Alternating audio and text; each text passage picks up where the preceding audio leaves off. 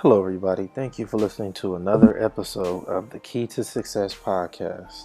Gotta say, I definitely appreciate the reviews I've been getting. See you guys like it, so let's keep going, man. Let's jump right into it. Today's topic is failure. One thing I want to say about failure is good. Failure is necessary. Failure has gotten many people to where they are today. Honestly, failure is, in a sense, better than success. Of course, I have a bunch of reasons, so let me explain them to you. First off, it can be categorized. Failure can be categorized as mistakes. The important thing is you learn from your mistake. In turn, you learn what went wrong so you can improve and change. And by failing or facing mistakes and coming across issues, it helps you grow as a person. So one simple example of this is when you're practicing, say you're a basketball player, you're on the court. When you're going through a drill, when you go through, yeah, you messed up, but it's a good thing that you messed up. So now you know how not to do it. So you just go through and do it again. When you try to go to school, when you're in college, if you fail that first semester, you know what not to do so that you don't fail in your second semester. One area of my life where I thought I failed last year when I was at a university out in Oregon. I felt like I was on the right path, doing everything right, but when I got there, when I arrived at the school, they explained to me that I didn't have the right credits and the correct classes to play, and it was like one class, something stupid like that. So they basically said, okay, well, you can't play basketball this year. You have to wait until next year. And for a while, for a few days, I honestly looked at it as, man, I failed. Like, this is one of the biggest reasons I came here. This is my main reason for being in Oregon, so that I can play. But I'm like satisfied with that failure. I'm happy it happened because not playing that year was one of the best things that ever happened to me. When I was not able to play, it forced me to do other things with my time. So I started writing more, I started reading more, and I just realized how much more of a creative person I am. I'm writing a book now. I've written for several different websites. Like, I have so many more abilities than just basketball, like I was thinking. So I would have never found out a lot more about myself. I would have never really found who I am if I didn't fail. So I'm thankful for that. Every day I'm thankful because I wouldn't be as smart as I am. I wouldn't have experienced the different things I have since I've stopped just putting myself in that one area. I always, for the longest, I felt like, oh, this is all you can do. So you have to be the best you can be at this one thing. But as soon as that one thing was taken away, I realized I'm much more. I'm so much more. I can do a lot more. I'm so much more useful. I'm so much more creative. And failure gave me that opportunity. So I really, really learned from that so-called mistake of not being in the right class. So I just appreciate what happened, man. Failure is necessary. Failure teaches us lessons. One important thing I heard Warren Buffett say, and it was just one of the most amazing things I heard. Really simple, but when you think about it, it really puts a different perspective on things. He said, we only learn from mistakes, but they don't have to be our own. That's very, very important in life because we always have people around us, and especially with the internet and social media, there are millions of people, and honestly, it's a lot of people who are trying to do the things we're trying to do. A lot of people are in the same realm of business and the same professions and things like that. So if you pay attention to what it is that they did, you shouldn't repeat their same mistakes. If you learn from their mistakes, just pay attention to those around you. I'm not saying you dissect their life and try to measure their life with your rule. I'm not saying that. What I'm saying is you pay attention to what they did wrong.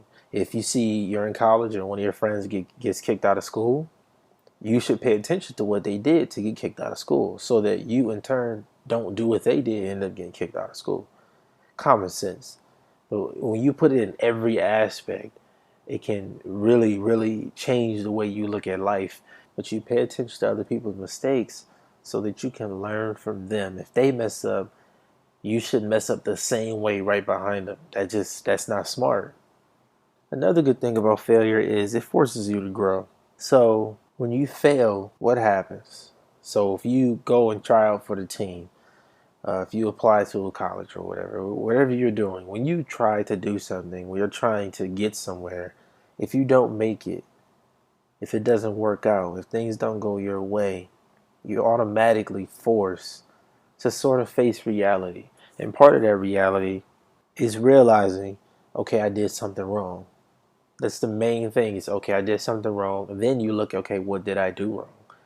This even applies in relationships. You were in a relationship for 3, 4 years and things didn't work out. Okay, why didn't they work out? Sometimes we have to look at our mistakes and our failures and realize, okay, I made a mistake here, here, and here. I need to fix that. And a good thing I like about failure is this the opposite of comfort, because comfort brings laziness. When you're comfortable, it's easy to just kind of relax and chill, and you kind of lose the fire in you. Like, you ever noticed how when artists, rappers, singers, whatever, they have a certain type of hunger about them before they get discovered. Their music is amazing to you before they get that record deal. But as soon as they get signed, their quality of music just declines. That's mainly because they lost that hunger. They feel comfortable now. They got a record deal. They're getting paid a lot more. So they don't have the hunger that they would have if they were just tweeting their SoundCloud link and just trying to get people to notice them.